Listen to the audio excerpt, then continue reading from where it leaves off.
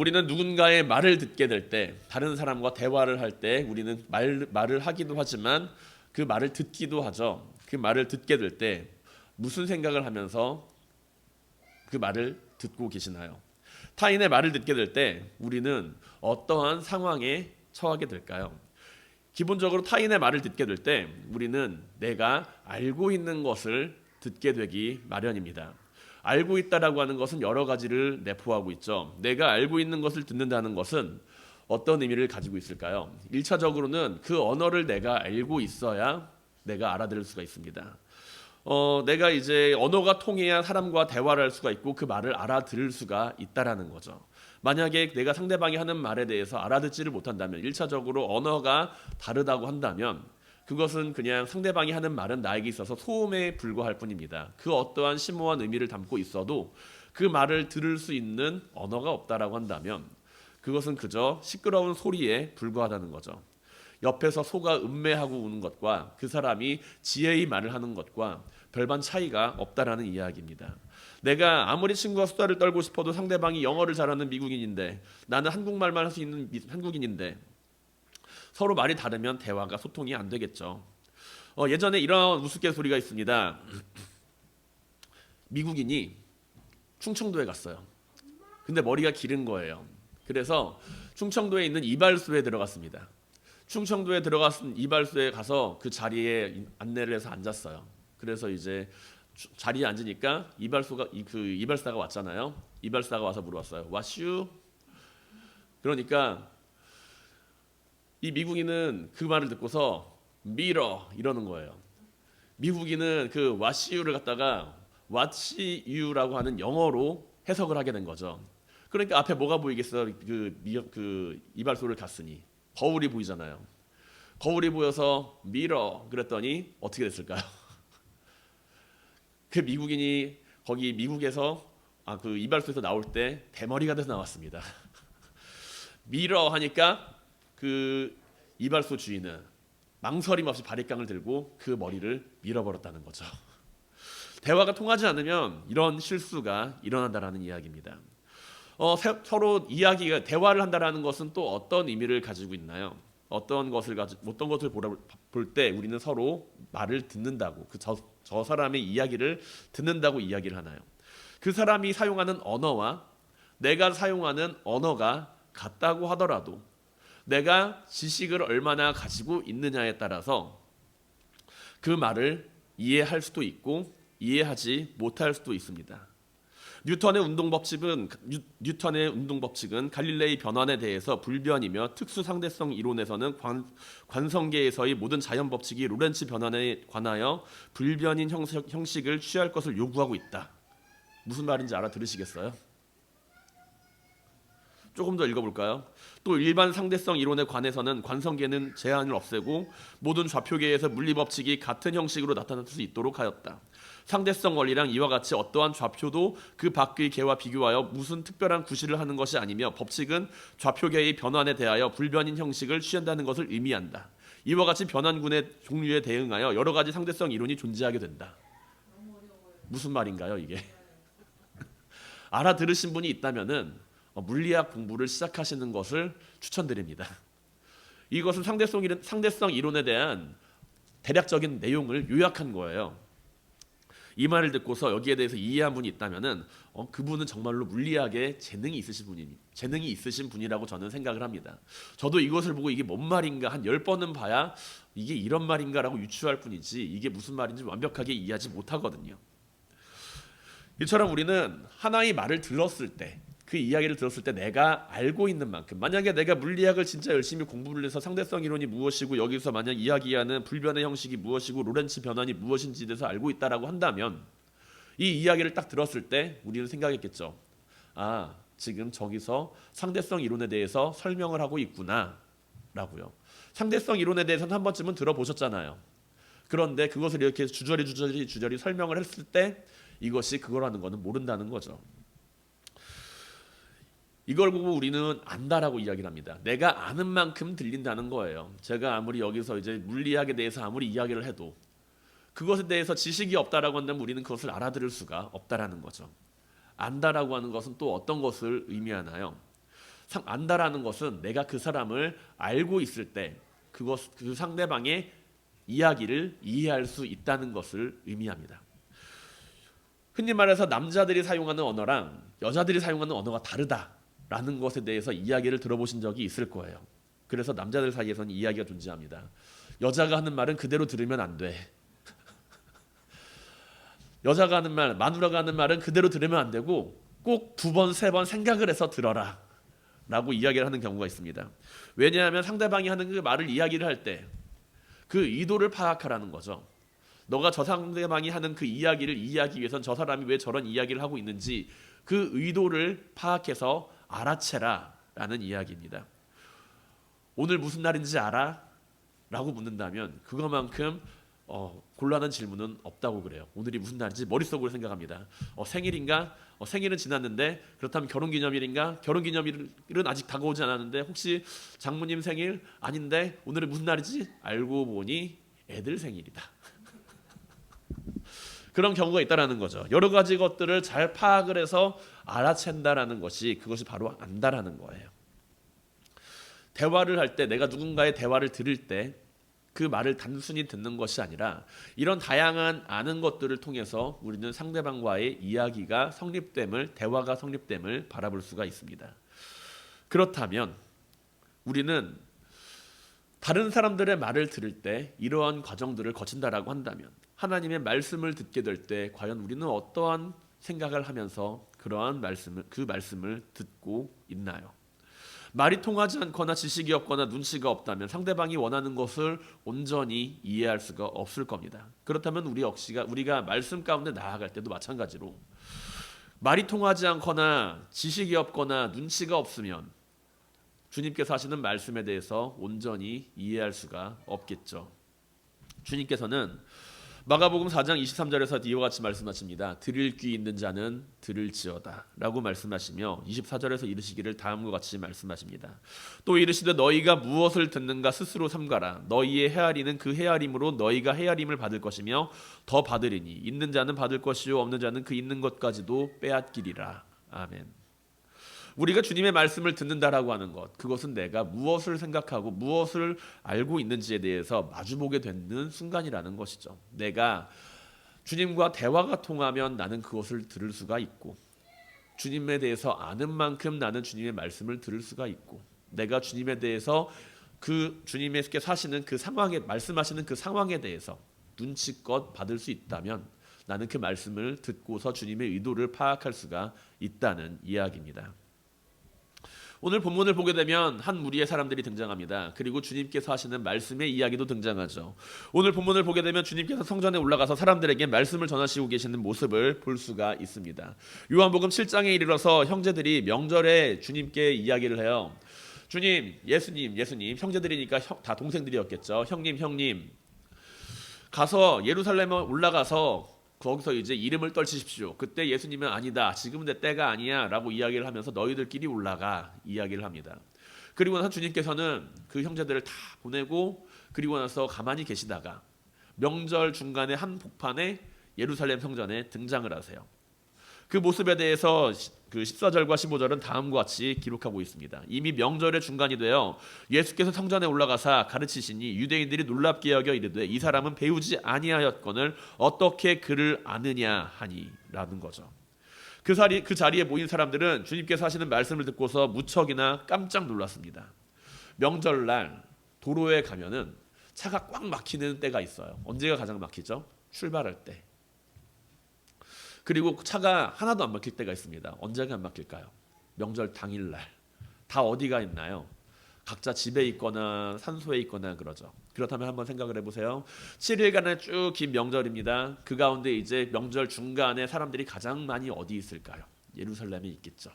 그 예루살렘에 사람들이 가장 많이 모여있는 그때 사람들이 거기에 왜 모였을까요? 성전에서 초막절을 지키려고 모였습니다. 하나님께 예배를 드리려고 모였어요.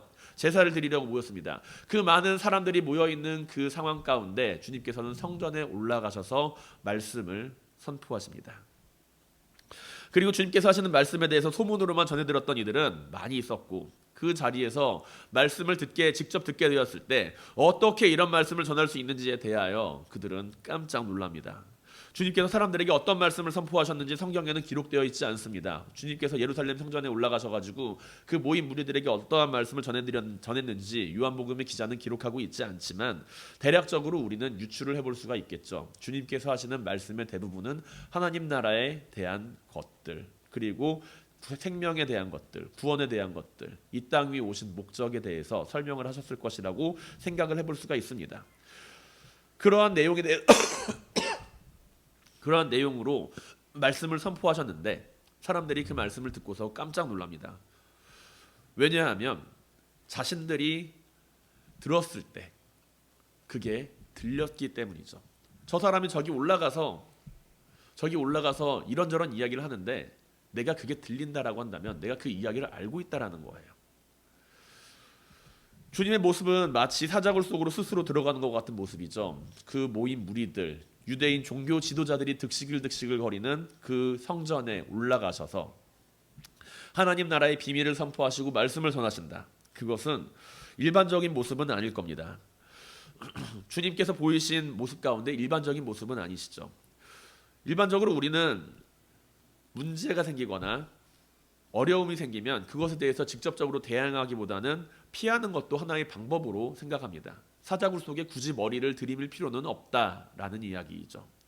그런데 주님께서는 7일이라고 하는 그 초막절 기간 동안 가장 많이 사람들이 몰리는 그 절정의 시기에 사람들이 모인 그 성전에서 하나님의 말씀을 선포하십니다. 그리고 그 모습을 바라보며 사람들은 그를 모르는 사람이 아니라 그를 아는 사람이 이야기를 한다라고 평가를 내리죠. 단순히 그를 짤을 안다는 의미가 아닙니다. 그를 아느냐라고 하는 그렘마타 오이테는 그가 고등한 학문 전문적인 식견을 가졌다라는 것을 의미한다는 것이에요.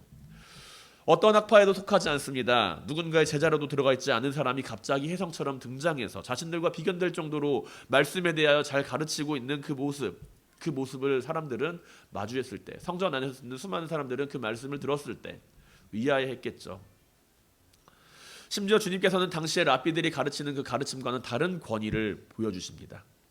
유명한 랍비의 말을 인용하기보다는 주님께서는 자신의 권위로 가르치셨고, 그럼에도 불구하고 말씀이 성경과 대치되거나 어긋나는 것이 아니라 깊이 감추인 의미까지 선포하셨다라는 것이죠.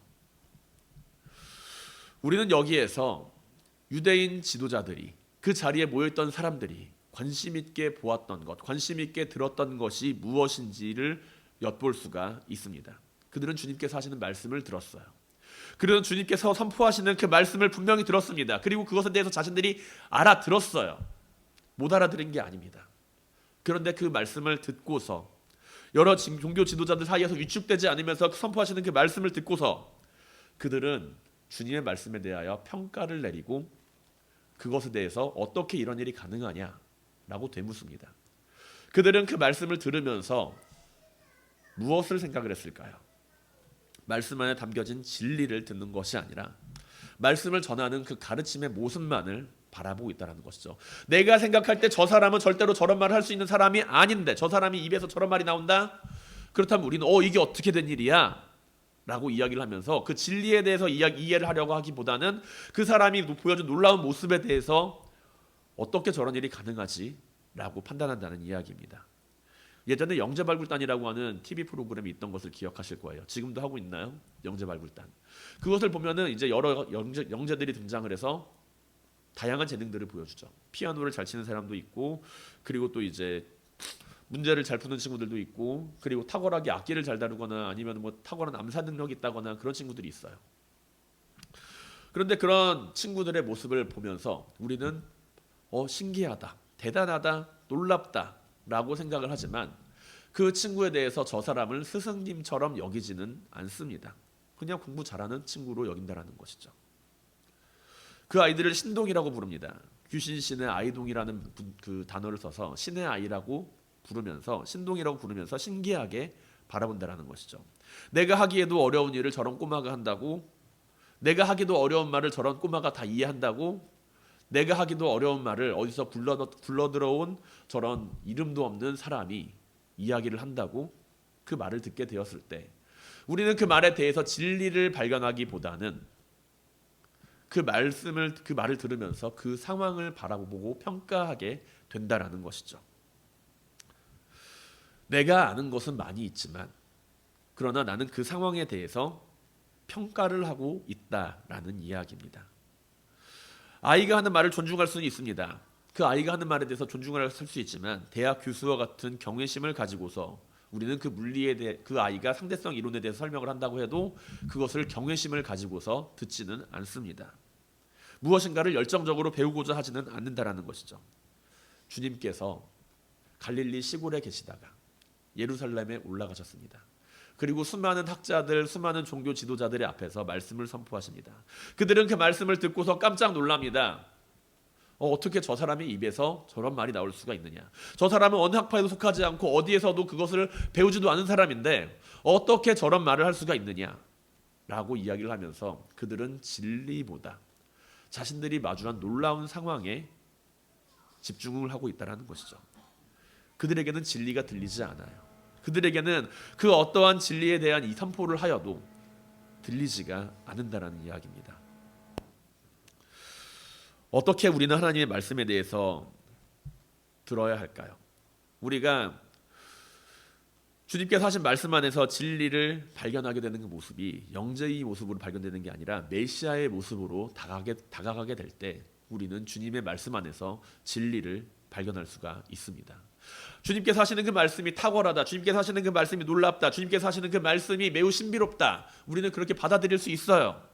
그런데 그것이 단순히 특별한 사람이 하는 이야기로 여겨지게 된다면 우리는 그 말씀에 대해서 영재의 말로만 듣게 된다라는 이야기이죠. 하나님 말씀에 대해서 탁월한 선생님에 대한 말로만 듣게 된다라는 것이죠. 그러나 우리는 주님의 말씀을 그렇게 들어서는 안 된다는 이야기예요.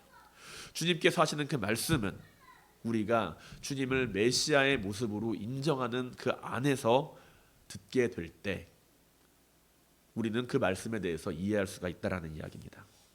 어떻게 이런 말씀을 하시는가? 어떻게 이런 해석이 가능한가를 생각하기에 앞서서 말씀 안에 주시는 것을 우리는 바라보아야 한다라는 것이죠.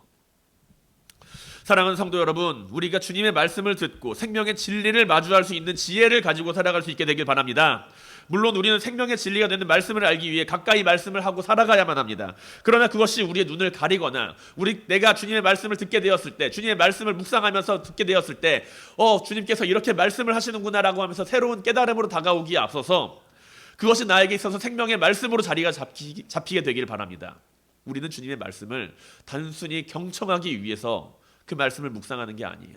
그 말씀을 듣고 묵상하는 가운데 내가 주님에 대해서 알아가고 주님에 대해서 아는 만큼 나는 주님의 말씀을 이해할 수가 있습니다.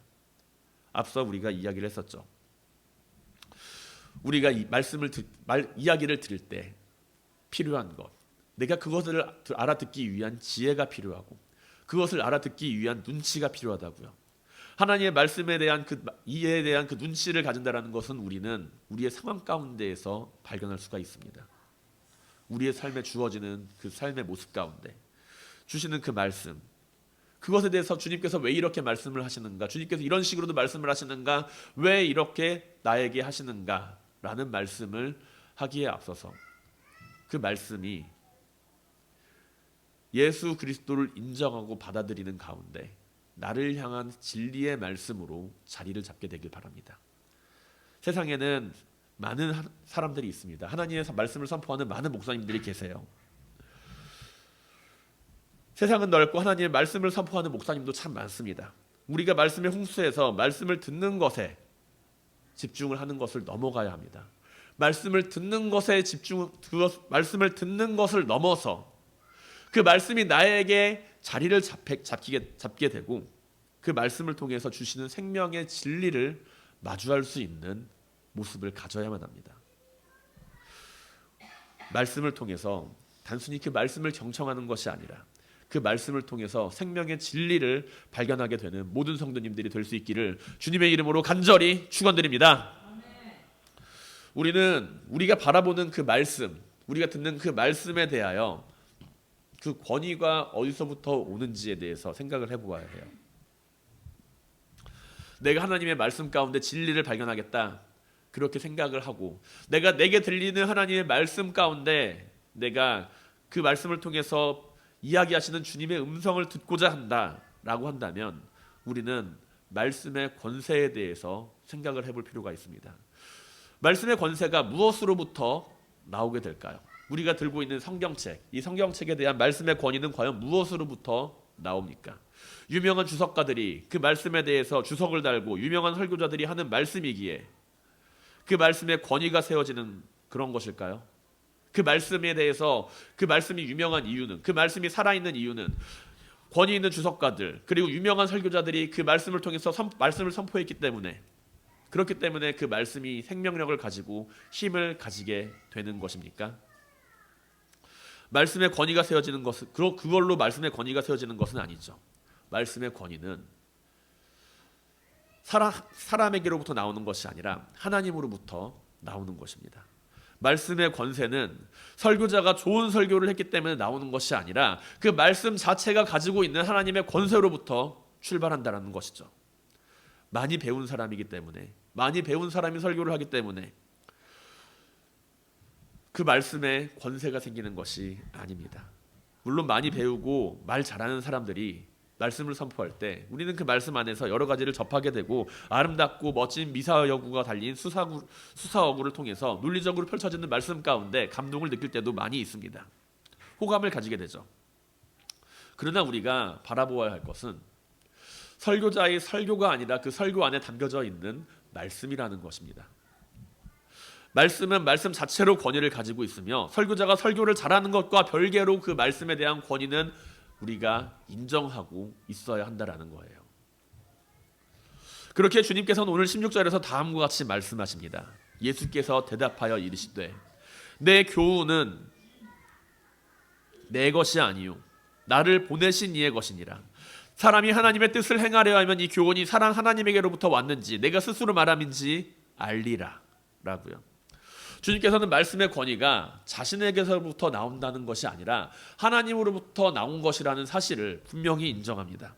하나님에게로부터 나옴에 대해서 분명히 인정을 하고 하나님의 말씀으로 충만한 분이셨기에 사람들은 주님께서 하시는 말씀을 듣고서 놀라움을 금치 못합니다. 우리가 주님처럼 말씀을 듣고 선포할 수 있기를 원한다면 단순히 성경 구절을 많이 알고 많이 암송하고 있는 것을 넘어서서 그 말씀 안에서 우리가 충만함을 함께 경험할 수 있어야 한다라는 것이죠. 가슴에 채워지지 않는 말씀은 지식에 불과합니다. 우리의 가슴을 움직이지 않고 가슴을 뜨겁게 만들지 못하는 그 말씀은 단순한 지식에 불과합니다. 지식은 지적인 재산으로는 남게 되지만 내 삶을 바꾸지는 못해요. 말씀이 지적인 지식으로 남는 것이 아니라 우리의 삶에 대하여 함께 존재해야 합니다. 주님께서는 그렇기에 하나님의 뜻을 행하면 이라고 말씀을 하시며 그것을 사람들에게 주지시킨다는 것이죠. 주님께서 말씀하시는 말씀의 권위는 단순히 그 말씀을 지식적으로 알고 있는 것이 아니라 하나님의 말씀을 행함으로 인하여서 가지게 되는 그 모습 안에서 그 말씀이 사람으로부터 나온 것인지 하나님으로부터 나온 것인지 너희가 알게 될 것이다 라는 것입니다. 그런데 우리는 말씀을 듣고서 어떻게 살아가고 있나요? 우리는 말씀을 듣고 살아가는 가운데 하나님의 뜻을 행하는 것에 대해서는 크게 고민을 하지 않습니다. 우리는 말씀을 들으며 좋은 말씀을 들었다. 훌륭한 말씀을 들었다. 말씀에 대해서 저렇게 해석을 할 수도 있구나. 오늘 귀한 말씀을 들었다. 은혜 받았다. 이야기를 하며 그 말씀에 대하여 내가 어떻게 살아가야 할지에 대해서는 크게 고민하지를 않는다라는 것이죠. 주님께서는 하나님의 뜻을 행하면이라고 말씀하시며 하나님께서 원하시는 것이 말씀의 지식을 아는 것이 아닌 말씀을 따라 하나님을 사랑하는 삶을 살아가는 것이라는 것을 말씀하십니다. 주님께서도 그리고 그 말씀을 하시는 그 말씀을 하시며 그 말씀을 몸소 실천해 보이시죠. 단순히 말씀으로 여기시고 그 말씀을 말씀으로 여기고 끝나는 것이 아니라 말씀이 육신이 되어 이 땅에 오신 분이 바로 예수 그리스도입니다. 그리고 하나님의 그 말씀을 따라 살아가기를 가장 열심히 실천하시며 하나님께서 원하시는 그 사랑의 삶을 실천하신 분이 바로 예수 그리스도죠. 우리가 하나님이 원하시는 일을 알지도 못한 채 하나님의 말씀을 듣고 있다라고 이야기를 한다면 하나님께서 하시는 그 말씀에 대해서 우리는 다르게 반응한다라는 이야기입니다. 반응조차 할 수도 없을 수도 있습니다. 충청도 이발소에 들어가서 미국인이 밀어라고 했는데 그거를 듣고서 그 머리를 미는 이발소 주인이 내가 될지도 모른다라는 것이죠. 이발사는 미국인이 하는 말을 못 들은 게 아니에요.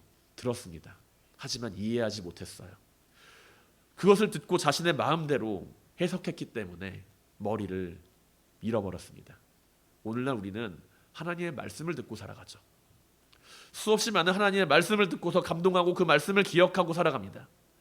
한편으로는 그 말씀이 맞는지 틀리는지 대한 갑론을박을 펼치면서 논쟁을 펼치기도 합니다. 이러한 모습 안에서 분명히 하나님의 말씀을 듣는 가운데 건강한 방향으로 그 모습이 자리를 잡을 수도 있지만 대부분의 경우 가운데 하나님의 말씀을 두고서 논쟁을 펼치고 갑론을박을 펼치는 그 모습 안에서는 절대로 하나님의 은혜가 주어질 수는 없다라는 것이죠. 하나님의 말씀을 듣는 가운데 우리는 대부분 기억하기를 원합니다. 하나님의 말씀을 기억하기를 원합니다. 토론하기를 원합니다. 그것이 진리인지 아닌지에 대해서 분별할 수 있기를 원합니다. 그러나 진리는 단순히 알고 있는 지식이 아니라 내 삶을 움직이는 것이 바로 진리입니다. 말씀을 연구하고 토론하는 일, 중요한 일이죠. 그러나 그보다 우선적으로 우리는 하나님의 말씀이 무엇인지를 바로 보아야 합니다. 하나님의 말씀이 지니는 그 권위를 내가 인정을 하고 그리고 그 말씀의 권위 안에서 주어지는 진리를 마주하게 될 때 우리는 내 자신을 하나님 앞에 드리고 말씀 앞에서 새로운 삶을 살아가게 될 수 있다는 것이죠. 우리는 말씀에 대해서 어떻게 바라보고 살아가나요? 그 말씀 앞에 무릎 꿇고 하나님의 권위를 인정하십니까? 설교자의 설교를 듣고 인정하라는 게 아니에요. 설교자의 설교를 듣고서 그 설교에 대해서 듣고 설교자의 앞에 무릎에 꿇고 인정하라는 것이 아닙니다. 선포되는 하나님의 말씀, 그 말씀 안에 들어있는 그 말씀을 듣게 되었을 때, 성경에 나타나 있는 그 말씀을 내가 바라보게 되었을 때 그 말씀 앞에 나는 무릎을 꿇을 수 있느냐라는 거예요. 주님께서는 하나님의 말씀 앞에 온전히 무릎을 꿇으셨습니다. 이 말씀의 권위는 나에게서 출발하는 것이 아니라 하나님으로부터 온 것이다. 사람이 자기의 영광으로 일을 하는 것은 그것은 내가 내 자신의 일로 영광을 취하는 것이 아니라 나를 보내신 이의 영광을 위해서 나는 일을 한다라는 것이죠.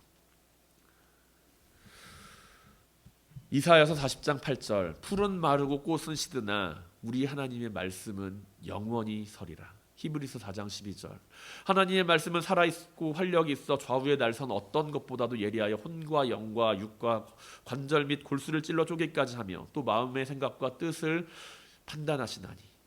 하나님의 말씀이 진리인 이유, 우리가 바라보는 그 성경의 말씀이 진리인 이유는 그것이 내 삶을 변화시키기 때문입니다.